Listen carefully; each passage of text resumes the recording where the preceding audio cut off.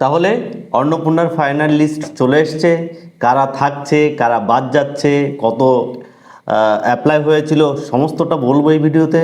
শেষ পর্যন্ত সঙ্গে থাকুন। তার আগে আপনাদের একটা ভিডিও আমি দেখাতে চাই, দেখুন। मध्यम वर्ग और लोअर मिडिल क्लास और गरीब, वो सभी में महिलाओं की हालत बहुत दयनीय हुई है। जब तक ये गड्ढा नहीं भरता है तब तक भारतीय जनता पार्टी की सरकार हर महीने 1 से 5 तारीख के अंदर 3,000 रुपया हर माता के बैंक अकाउंट में ट्रांसफर करेंगे। এপ্রিল মাসের শেষে সরকার হলে 1 মে আমরা 3,000 টাকা দেব। মে মাসে আমাদের সরকার হলে 1 জুন আমরা অ্যাকাউন্টে 3,000 টাকা পাঠাবো। তাহলে কি দেখলেন? বিজেপি নির্বাচনী প্রতিশ্রুতিতে হেভিওয়েট নেতৃত্ব অমিত শাহ, নরেন্দ্র মোদী, শুভেন্দু অধিকারী মহাশয়, প্রত্যেকটা নেতৃত্ব একটা কথা বারবার বলে গেছেন, এই লিস্ট থেকে কেউ বাদ যাবে না। প্রত্যেকটা মা বোনকে আমরা 3,000 টাকা করে প্রত্যেক মাসে দেব, অন্নপূর্ণা যোজনার টাকা দেব আমরা যদি সরকারে আসি। এটা নির্বাচনী প্রতিশ্রুতি ছিল ভারতীয় জনতা পার্টির। এবার নির্বাচনী প্রতিশ্রুতি যখন আগে হয়ে গেছে, এরপরে যখন রেজাল্ট বেরোয় 4 মে, ভারতীয় জনতা পার্টি বিপুল সংখ্যায় আসে পশ্চিমবঙ্গের রাজনীতিতে, পশ্চিমবঙ্গের সরকারে আসে। তারপর থেকেই অন্নপূর্ণা শুরু হয়ে যায়, এই নিয়ে অনেক জল্পনা, কারা থাকবে কারা থাকবে না, কে থাকছে না থাকবে, এত ক্রাইটেরিয়া এর আগে কিন্তু কোনো নেতৃত্ব দেয়নি, বা তারা এই সমস্ত কিছুই বলেননি। এখন বলছে 20 টাকার ভেন্ডি টিপে টিপে কিনতে গেলেও দেখেনি, আমরা দেখে দেব না। আরও অনেক কথা, আরও অনেক ক্রাইটেরিয়া, যারা চাকরি করছে তারা পাবে না, যারা ইনকাম ট্যাক্স পে করছে তারা পাবে না, যাদের 3টে রুম আছে তারা পাবে না। দুনিয়ার ক্রাইটেরিয়া, লম্বা ক্রাইটেরিয়া লাগিয়ে দিয়েছে ভারতীয় জনতা পার্টি জিতার পরে। এবার আমার কথা হচ্ছে যে আপনারা যে প্রতিশ্রুতি দিয়েছিলেন, প্রথম কথা হচ্ছে সে প্রতিশ্রুতির বিন্দুমাত্র পূরণ হয়নি। দ্বিতীয়ত, যে এই সমস্ত মা বোনেদের বা এই সমস্ত সাধারণ জনতাদের এই টাইপের হ্যারাসমেন্ট করার মানেটা কী ছিল? এই টাইপের হ্যারাসমেন্ট করার মানেটা কী ছিল? আপনারা প্রথম বলেছেন লক্ষ্মীর ভাণ্ডার যতদিন না অন্নপূর্ণা যোজনার টাকা আমরা দেব, লক্ষ্মীর ভাণ্ডার চালু থাকবে, যা পাচ্ছিলেন অ্যাজ ইট ইজ সবাই পাবে, হলো না।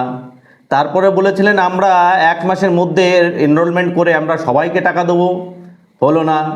তারপরে বলেছিলেন যে আমরা কাউকে বাদ দেব না, যারা সিএতে আবেদন করছেন তারাও পাবে, সেটাও হচ্ছে না, তারাও বাদ যাচ্ছে। তা আলটিমেটলি এতগুলো ক্রাইটেরিয়া যখন এর পরে লাগিয়ে দিয়েছেন আপনারা, তো কতজন মা বোনদের দিচ্ছেন এখন? সমস্তটা দেখে নিই, চলুন একবার অঙ্কের ভাষায় একটা জিনিসটা বুঝে নিই।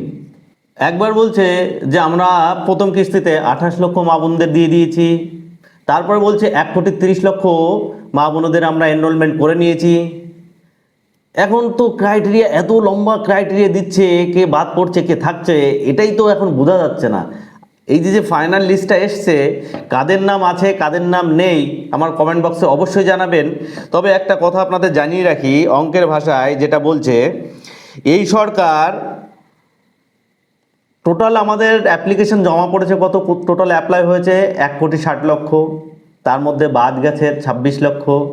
1,34,00,000 মা বোনদের এই টাকা 17 তারিখে দেয়া হবে বলে এই সরকার দাবি করছে। কিন্তু আমার কোশ্চেনটা অন্য জায়গায়, এই যে 26 লক্ষ মা বোনেরা বাদ গেছেন ইতিমধ্যে, প্রথম বলে রাখি যে এই যে 1,34,00,000 মা বোনেদের দিচ্ছেন, এটাও কিন্তু শুধু এই বলা এখন যে দিচ্ছেন, আগে পেয়ে যাবে বা সেরকম ইমপ্লিমেন্ট হয়ে গেছে, ফাইনাল এনরোলমেন্ট বেরোবে, তবেই আমরা বলতে পারবো যে আদৌ দিচ্ছে কি না। কারণ এর আগে তো এরা বলতে কিছুই ছাড়েনি যে দিচ্ছে। বিভিন্ন নেতা মন্ত্রী সবাই, অগ্নিমিত্রা পাল থেকে শুরু করে মুখ্যমন্ত্রী, এবং কোন নেতা কোন মন্ত্রী বিজেপি সরকারের বলেনি যে আপনারা সবাই পাবেন এই অন্নপূর্ণা যোজনার টাকা। সবাই বলেছে যে প্রত্যেকটা মা বোন পাবে, কাউকে বাদ দেবো না আমরা, সবাই পাবে। কিন্তু তারপরে যে ক্রাইটেরিয়া লাগিয়ে গেছে, একের পর এক ক্রাইটেরিয়া লাগিয়ে গেছে। এবার ভাবুন যে 1,34,00,000 মা বোনদের দেবে বলছে, এবার তাদের আদৌ কি তারা পাবে কি না তার লিস্ট যতক্ষণ ফাইনাল বেরোচ্ছে, আমাদের জনসম্মুখে রাখা হচ্ছে, ততক্ষণ কিন্তু এটা নিয়ে আমরা জানতে পারবো না, বা তারা যেটা বলবে ওই ভাষণবাজিতে সেটাই শুনে যেতে হবে। এবার আসি, যদি তাদের কথা সত্যি হয়ে থাকে 1,34,00,000 মা বোনেরা এটা পাচ্ছে, তাহলে বাকি এই যে 26 লক্ষ, এখন এই ২৬ লক্ষটা কি হচ্ছে? এই ২৬ লক্ষ ওনারা কি বলতে চাইছেন? এই সরকার বলতে চাইছেন এই ২৬ লক্ষ বিদেশি নাগরিক, ভারতীয় নাগরিক নয়, তাদের নাম বাদ গেছে, এসআইআর নাম ওঠেনি, তাদের নাম বাদ গেছে। আমি একটা জিনিসের সমর্থন করি, সেটা হচ্ছে যারা ভারতবাসী নয়, যারা ভারতবাসী নয়, বাইরের সিটিজেন, ভারতের কোনো স্কিমে পাওয়ার যোগ্য নয় বা তাদের পাওয়া উচিত নয়, এটা আমি 100% সাপোর্ট করি। বাট যারা এদেশীয়, যারা ভারত ভূমিতে জন্মগ্রহণ করেছে, যারা ভারতীয়, জাতি ধর্ম বর্ণ নির্বিশেষে প্রত্যেকটা এলিজিবল মা বোনের পাওয়া উচিত। এটা নিয়ে আমরা কথা বলবো, এটা নিয়ে আওয়াজ তুলবো। কিন্তু এই জাতি ধর্ম নির্বিশেষে যদি একটা মা বোন বাকি থেকে যায়, আমরা সেটা নিয়েই কথা বলবো আর সেটা নিয়েই আমরা আওয়াজ তুলে যাব। এই যে ২৬ লক্ষ এখন এসআইআরে যাদের নাম বাদ গেছেন, যে এসআইআর প্রক্রিয়াটা আমরা এর আগে দেখেছি, যেভাবে এসআইআর প্রক্রিয়াটা বাংলায় হয়েছে, কত লিগ্যাল ভোট বাদ গেছে বা কত লিগ্যাল মা বোনেদের নাম বাদ গেছে তার কোনো ঠিক নেই। এর ফাইনাল লিস্টও এখনো বেরোয়নি। এবার এই এসআইআর লিস্ট ধরে ধরে যদি অন্নপূর্ণা যোজনার টাকা দেওয়া হয় বা অন্নপূর্ণা যোজনায় এনরোলমেন্ট করা হয়, এসআইআর লিস্ট ধরে ধরে, তো লাখ লাখ মা বোনেরা বাদ যাবে, তারা তো পাবে না। কারণ এসআইআর এর প্রক্রিয়াটাই তো ঠিকঠাক হয়নি। এসআইআর নিয়ে যে পরিমাণে আমরা ঝামেলা দেখেছি, যে পরিমাণে রাজ্য উত্তাল দেখেছি আমরা, সেই জায়গায় দাঁড়িয়ে যদি এসআইআর এর লিস্ট ধরে ধরে অন্নপূর্ণা যোজনার টাকা দেওয়া হয় বা এনরোলমেন্ট করানো হয়, তাহলে তো অনেক মা বোনেরা বাদ যাবে। তারা কি করবেন? বলেছে যারা ইভেন শুধু বলে নয়, শুধু আমরা এই ফর্মে দেখেছি, যখন অন্নপূর্ণার ফর্ম আমরা অনলাইন বা অফলাইন আমরা পূর্ণ করেছি, সেখানে লাইনে ছিল, সেখানে অপশান ছিল যে সিএ আবেদনকারী কিনা। এখন সেখানে যারা সিএ আবেদনকারী করে দিয়েছেন তারাও তো বাদ যাচ্ছে, তারা তো ফাইনালি ভোটার লিস্টে এখনও নাম আসেনি বা সিএতে তারা এখনও নাগরিক নয় এদেশীয়। তাহলে যারা সিএতে আবেদন করেছেন, যে আপনি যে কলমটা সেখানে রেখেছেন এই ফর্মে, তাহলে তো তাদের নাম সবারই বাদ গেল, তারা ওই দেশের নাগরিক নয়, তারা বাদ গেছে। বাদ যাচ্ছে কারা? যারা ইনকাম ট্যাক্সের আওতায় পড়ছে, ইনকাম ট্যাক্স দিচ্ছে, তারা বাদ যাচ্ছেন। দুটো রুমের বেশি তারা বাদ যাচ্ছেন, চাকরি করছে তারা বাদ যাচ্ছেন। দুনিয়ার ক্রাইটেরিয়া লেগে গেল। তাহলে এই ক্রাইটেরিয়াগুলো আপনি লাগানোর আগে যে বড় বড় ভাষণ দিয়ে গেছেন আপনাদের প্রত্যেকটা মন্ত্রী পর্যন্ত, প্রত্যেকটা নেতা মন্ত্রী, ইভেন দিল্লির নেতা মন্ত্রীরা, যে আমরা কাউকে বাদ দেবো না, প্রত্যেকটা মা বোন পশ্চিমবঙ্গের পাবেন, যারা লিগাল এদেশীয়, তাদের পাওয়া উচিত। কোথায় পাচ্ছে? সিএতে আবেদন করেছে যারা, তারা পাবে না। এসআইআর এ নাম বাদ গেছে যারা, তারা পাবে না। যাদের এই সমস্ত যেগুলো, এই যে ক্রাইটেরিয়ার মধ্যে যারা পড়ছে না, তারা পাবে না। তো এই যে আগের এতগুলো প্রক্রিয়া যে ভুল হয়েছে, সিএ, এসআইআর, এই সমস্ত প্রক্রিয়াগুলোতে ভুল হয়ে যে লিস্টটা বেরিয়েছে বা যে লিস্ট এখন সরকারের কাছে আসে, সেই লিস্টটাই অ্যাপ্রোপ্রিয়েট লিস্ট। এটাকে সার্টিফাইড করবে, এটা কে সার্টিফাইড করবে? সরকার নিজে। যখন একটা সরকারি বডি, যখন একটা গভর্নমেন্ট, তার নেতা মন্ত্রী এবং সিএম পর্যন্ত প্রত্যেকটা নেতা মন্ত্রী বলে যাচ্ছে কাউকে আমরা বাদ দেব না, আমরা আজকে 1,30,00,000 দিয়েছি, আমরা এত লোকের নাম এনরোলমেন্ট করেছি, এরা পাচ্ছে এই সুবিধাগুলো, তারা পাচ্ছে, তারা আমাদের আশীর্বাদ করছে, এই সব ডায়লগবাজি ভাষণবাজি তো চলছেই। কিন্তু আলটিমেটলি প্রবলেমের সলিউশন কি বেরিয়েছে? প্রবলেমের সলিউশন হয়েছে? হয়নি। এরা যে প্রতিশ্রুতি দিচ্ছে, সেই প্রতিশ্রুতি যে পূর্ণ করবে এটাও তো নিশ্চয়তা নেই। কারণ এরা প্রতিশ্রুতি পাহাড় তুলে দিয়েছে বিভিন্ন ক্ষেত্রে, শুধু এই অন্নপূর্ণা যোজনা নয়, সমস্ত স্কিমের ক্ষেত্রে অনেক প্রতিশ্রুতি দিয়েছে। আলটিমেটলি সেই প্রতিশ্রুতির 10%ও এরা ইমপ্লিমেন্ট করতে পারেনি এখনো পর্যন্ত। কোনো রেজাল্ট নেই এদের কাছে যে 10% ইমপ্লিমেন্ট করেছে। তাহলে এরা বিশ্বাসযোগ্য কোথায় যে এই 1,34,00,000 মা বোনেরা এই টাকাটা পাবেন?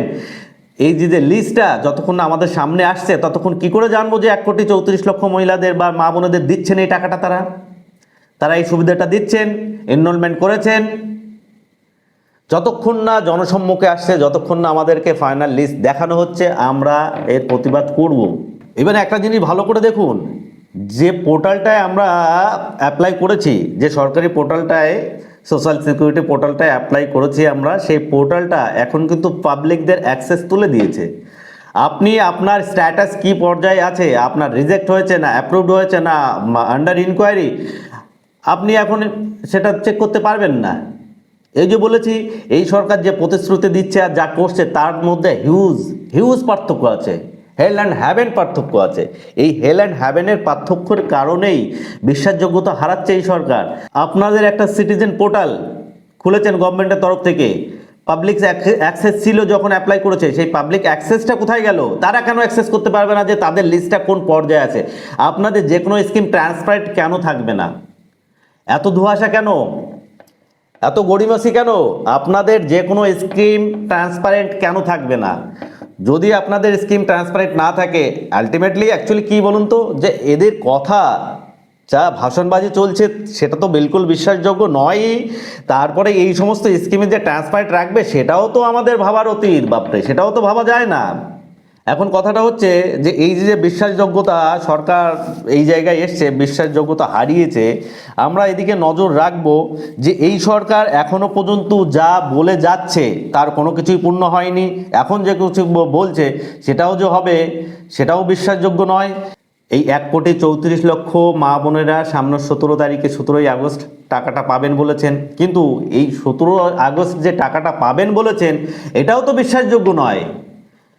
আগে 17 আগস্টে এই টাকাটা মা বোনেদের অ্যাকাউন্টে যাবে বা মা বোনেরা এই টাকাটা পেয়েছেন সেই কনফার্মেশন আসবে, তবেই এটা নিয়ে আমি আবার আপডেট দেব যে এই সরকার এই প্রতিশ্রুতিটা রেখেছে কি না রাখেনি। কারণ এখনও পর্যন্ত যা হয়ে আসছে, যা করেছে এরা, প্রতিশ্রুতি তো জায়গায় নেই আর বিশ্বাসযোগ্যতার জায়গায় একদমই নেই। এই 17 তারিখে দেবে, তারপরে এই 17 তারিখে কতজন মা বোন পাবেন তার তো কোনো হদিশ নেই, সেটারও ঠিকানা নেই। এবার এই 17 তারিখে পাওয়ার পরে সামনের মাসের কত তারিখে টাকাটা পাবেন, বা আদেও যারা এখন এই 17 তারিখে পাবেন তারা পাবেন কিনা সেটা নিয়ে অনেক কোশ্চেন আছে, অনেক ধোঁয়াশা আছে। এখনও এই অন্নপূর্ণা নিয়ে অনেক দূর পর্যন্ত জল গড়াবে।